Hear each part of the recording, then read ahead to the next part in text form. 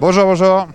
Vous êtes le seul double champion de Formule I. Vous êtes depuis le début de la saison co-détenteur du nombre de pole position et vous êtes sur les circuits des I-Prix depuis le début, quasiment. Qui mieux que vous pour faire le point sur la place qu'occupe aujourd'hui ce championnat? Est-ce qu'il est très suivi? Ça, je sais pas. Je n'ai pas les chiffres du nombre de fans ou de personnes qui regardent les courses. Après, la seule chose que je peux voir, moi, de mon côté, c'est l'intérêt pour les constructeurs automobiles qu'il y a dans ce championnat, pour les pilotes aussi, l'intérêt pour les sponsors de ces équipes. Et partout où on va, il y a toujours énormément de fans, beaucoup de monde, surtout à la course de Monaco. Et alors, qui sont justement ces aficionados? Des passionnés de Formule 1 au départ ou des personnes qui sont sensibilisées aux questions environnementales et qui s'inscrivent dans une mouvance, adeptes des prouesses technologiques, ou un peu des deux aussi? Ouais, je dirais que c'est un peu des deux. Après, je vois des fans que je voyais déjà en Formule 1, des nouveaux fans aussi, des fans un peu plus jeunes, pour qui l'électrique résonne un peu plus que les fans un peu plus âgés. Donc voilà, c'est un peu un mix de tout. Et pour ce qui vous concerne, qu'est-ce que vous affectionnez dans ce championnat avec cette technicité?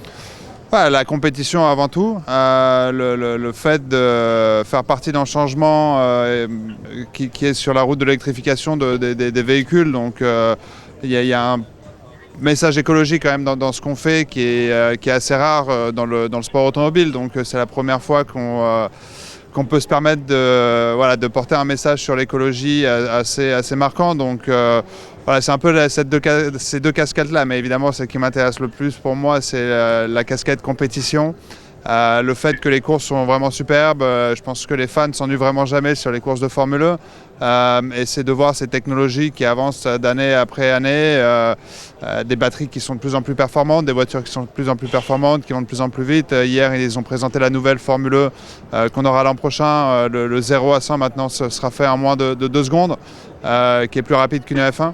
Donc voilà, la technologie avance à grands pas et c'est toujours super de faire partie de cette mouvance. Oui, et je le disais, vous êtes double champion de Formule I. Quelles sont vos ambitions cette saison? Les ambitions sont toujours les mêmes, c'est toujours essayer d'arriver sur chaque course, marquer le maximum de points et se battre pour le championnat du monde à la fin de la saison. Donc j'ai 2 championnats, je ne compte pas m'en arrêter là, j'espère en avoir plusieurs. Le début de saison n'a pas trop mal démarré, il aurait pu un peu mieux démarrer, je dois être 6e au championnat. Après, je ne suis pas très loin de la tête, il reste tellement de courses que tout est possible, tout est encore ouvert. Donc, mais le niveau de performance est déjà meilleur que celui de l'an dernier, donc c'est vraiment un point positif. C'est prometteur. Et ce circuit de Monaco, il est mythique. Quel regard portez-vous sur ce rendez-vous du calendrier? C'est toujours, je pense, la course la plus attendue des pilotes. Je pense que déjà, le tracé est superbe. Les courses en Formule 1 offrent beaucoup plus d'opportunités de dépassement qu'en Formule 1. Donc ça, d'un point de vue pilote, c'est quand même top de pouvoir doubler à Monaco. C'est vrai que les courses en F1 que j'ai faites ici, en général, on part à une position, on reste plus ou moins à cette position sans trop de possibilités de dépassement.